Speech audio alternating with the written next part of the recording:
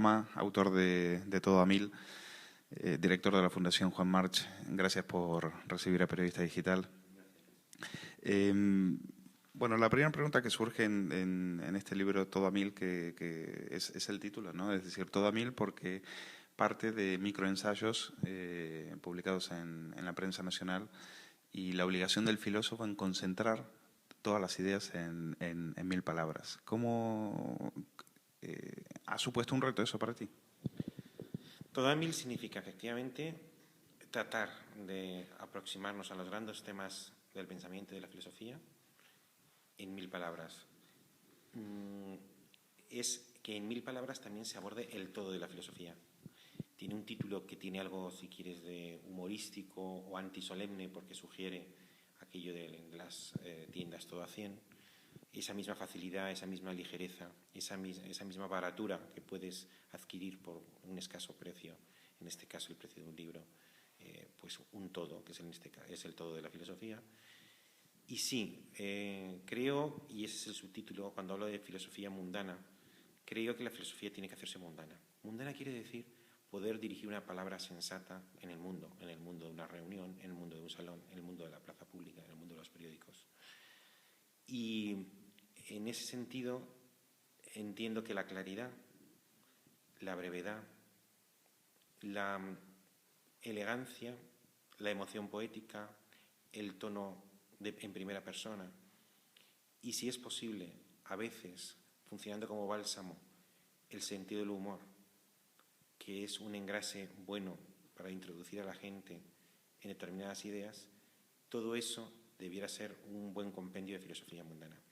E insisto, aparte de la claridad, la brevedad lo es también cuando estamos en una reunión social. Alguien puede hablar y se le tolera que hable 15 segundos, 30, 1 minuto, 2 minutos, 3 minutos, pero nadie admitiría en una reunión social que alguien pretendiera hablar 30 minutos, pongamos por caso, sin que nadie le interrumpa. Por otra parte, he pensado siempre que quien tiene buenas ideas las tiene que poder decir en breve espacio.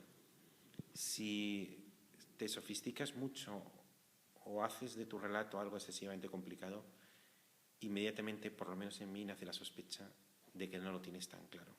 Y si no te lo tienes tan claro, a lo mejor tu idea no es tan buena. Es un test de mundanidad. La brevedad es un buen test para la autenticidad del pensamiento. Pero parece querer romper con todo eso, querer dar la espalda a lo que han sido hasta ahora filósofos que no solo no hablaban claro, sino que se extendían demasiado y al final era todo hueca palabrería. Sin duda es así. No es exclusivo de la filosofía. Es verdad que si uno repasa los últimos 200 años de la filosofía en determinado momento, seguramente finales del siglo XVIII, principios del siglo XIX, dejó de ser mundana. Abandonó los salones y se enclaustró en las academias. Y allí muchas veces perdió el contacto con la sociedad, con el mundo. El perder con el contacto con el mundo tiene algunas ventajas, y es que puedes tener un pensamiento aparentemente más libre. Pero algunas de las ideas, si no tienen contraste social, tienen el riesgo de ser irresponsables. En algún sitio he escrito que si Nietzsche hubiera ido con más frecuencia al salón o a la plaza pública, hubiera moderado algunas de sus afirmaciones obviamente exageradas, por no decir delirantes. Y esto mismo que se dice de Nietzsche se podría decir de otros autores conocidos. Pero antes anticipaba que no se trataba solo de un achaque o de un defecto de la filosofía. Si acudimos a la poesía, vemos que el surrealismo ha producido también muchos estragos. Es muy frecuente un poeta que incluso tenga mucho impacto social, cuyos versos sean simplemente ininteligibles. Ha estado de moda, afortunadamente ahora lo está menos, pero durante los años 60, 70, esa nueva literatura, esa nueva novela, en la que se perdía todo hilo de un relato, en el que se desestructuraban los personajes, las situaciones, en que era una novela puramente experimental y también para un lector simplemente oculto, prácticamente ininteligible. ¿Y qué decir del arte plástico? el impacto que ha tenido el arte conceptual, que también lo ha alejado del gusto común y que ha permitido pues, obras verdaderamente ya no arriesgadas, sino simplemente absurdas.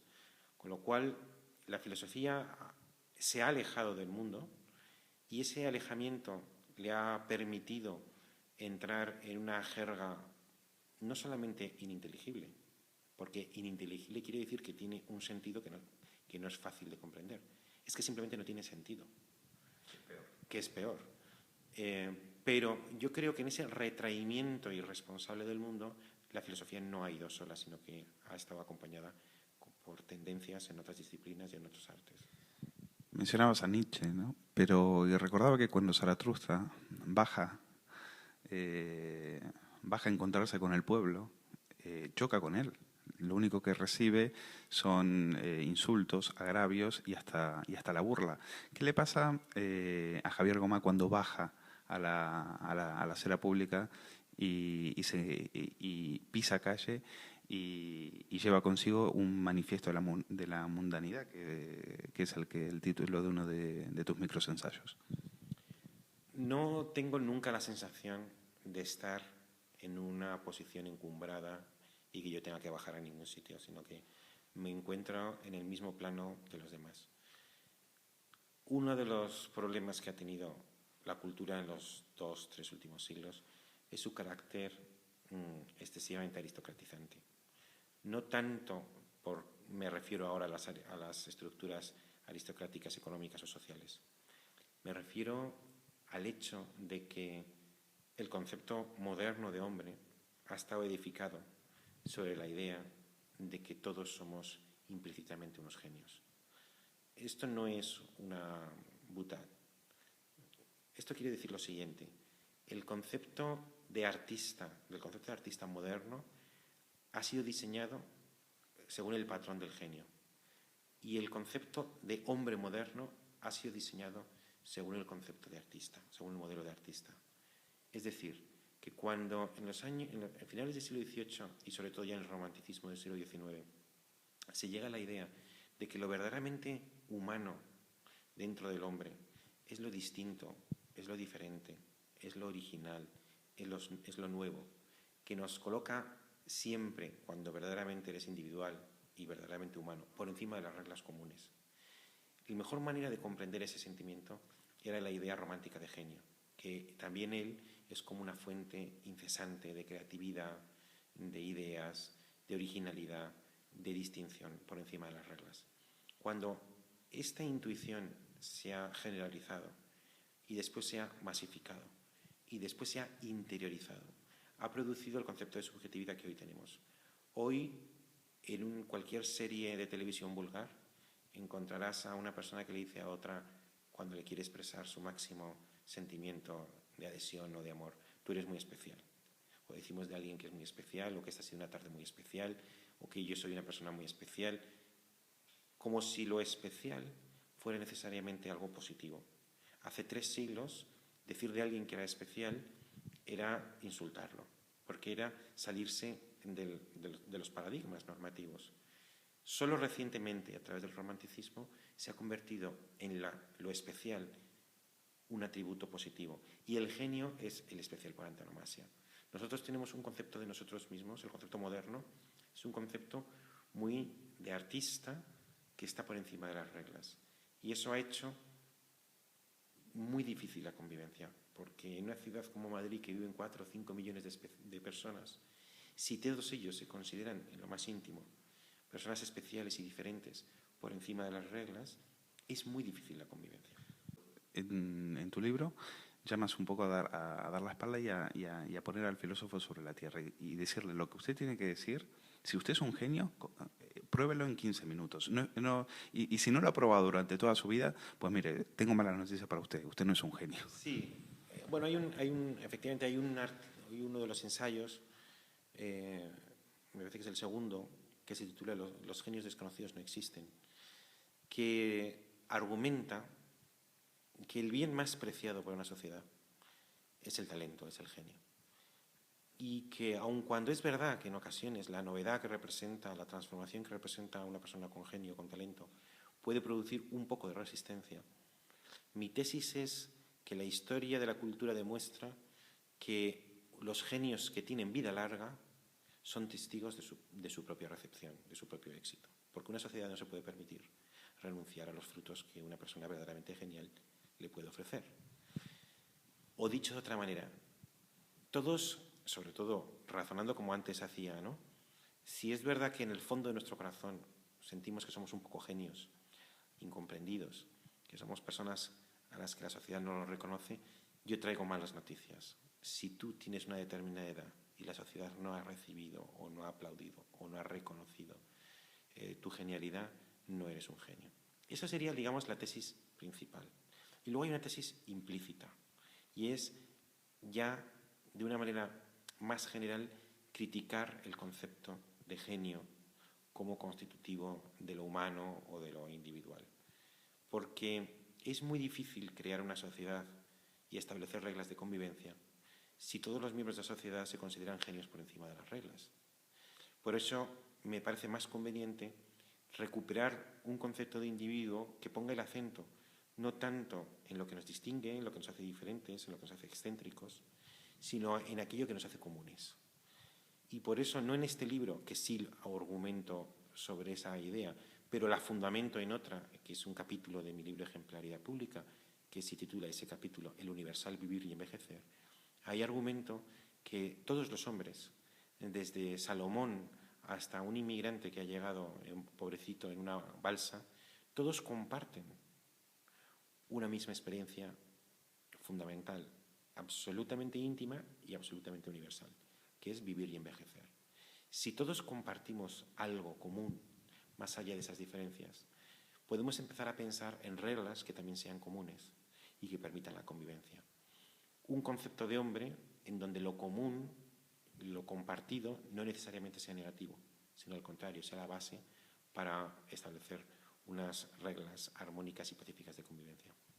Durante esta época de la cultura, que así un poco grosso modo describo como los 2 últimos siglos, 3 últimos siglos, la cultura hizo bien. Yo aplaudo cuando la cultura contribuyó a algo muy importante, que es que el hombre moderno tomara conciencia de su propia dignidad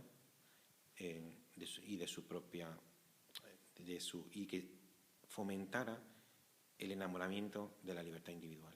Y hemos nacido, todos los hombres y mujeres contemporáneos, hemos sido ya educados en la conciencia de nuestra propia dignidad y en la pasión por la libertad individual. Y esto es una empresa a la que han contribuido la filosofía, la literatura, el arte, la poesía, el teatro, la música. Por tanto, todas las artes han estado al servicio de esa mayor conciencia de tu propia dignidad y esa pasión por la libertad individual.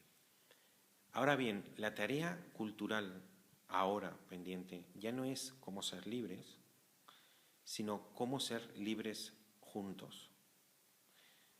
O dicho de otra manera, asistimos a un momento en el que se tiene que producir la transición de la conciencia a la convivencia. Y nuevamente, en mis libros he tratado de llamar y atraer a esta tarea a las artes también. Porque las artes en esta etapa anterior sirvieron para esa finalidad de tomar conciencia de la dignidad individual y de la libertad individual también. Pero ahora que ya la libertad, como ser yo mismo, como vivir a mi manera, como elegir mi estilo de vida, ya es algo reconocido en las constituciones, que son derechos fundamentales jurídicamente vinculantes, la tarea ahora no es seguir reiterando algo ya conseguido, sino cómo, sin dejar de ser libres, convivir, cómo ser libres juntos. El problema de este proceso es que ha producido un gran desprestigio de aquello que nos limita. Vivir en convivencia es aceptar determinadas limitaciones. Limitaciones a tu libertad, limitaciones a tu sensibilidad, porque claro, convivir es restringir tu libertad. Y eso siempre es duro, y eso siempre es opresivo, y puede tener un lado, si quieres, inhibitorio e incluso represor. Pero debemos, uno, restablecer el prestigio de determinados límites cuando esos límites son libremente asumidos y contribuyen a la convivencia. Y dos, debemos dotar a las artes de una función importante que es volver a reencantar esos límites, a un reencantamiento del mundo, para que esos límites y esos gravámenes sean soportables. Toda época de la cultura ha tenido una poética y la nuestra tiene una misión ética y cultural muy importante, pero le falta una poética, que es, sin embargo, la que hace tolerable las cargas civilizatorias inherentes a la convivencia.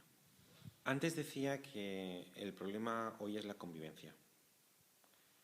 La convivencia exige por parte de los individuos un proceso de socialización. Pasar de ser una entidad autónoma que vive de subvenciones, es decir, de tus padres o del Estado, a ser un miembro productivo dentro de la economía productiva de la ciudad o de la sociedad. Por tanto, eso exige un proceso de socialización. Ese proceso de socialización tiene dos formas. La socialización del corazón, que es cuando constituyes una casa, te enamoras y constituyes una casa, y la socialización del oficio, que es cuando eliges una profesión y te pagan por ello. Este proceso de socialización es común a todos los hombres, seas o no seas artista. Por tanto, la excepción que los artistas muchas veces se imponían o se otorgaban a ellos mismos sobre texto de que eran artistas, que es, si quieres, el prejuicio romántico, creo que carece completamente de fundamento. Y todavía menos hoy, en una época en la que, insisto, lo verdaderamente importante es la convivencia a través de la socialización. Por tanto, también el artista, no solamente cualquier hombre, sino también el artista debe pasar por un doble proceso de especialización, fundar una casa y elegir un oficio. Ese oficio podrá ser el oficio directamente artístico u otro, pero que tiene que comprender que socializarse no es una limitación hostil a su identidad como individuo, sino que la socialización es un elemento básico en su identidad como individuo. Solamente un romanticismo que entendió mal los procesos de socialización puede sentir repugnancia a esa socialización sentimental y profesional. Una vez que te socializas, podrás ser un elemento útil dentro de una sociedad productiva.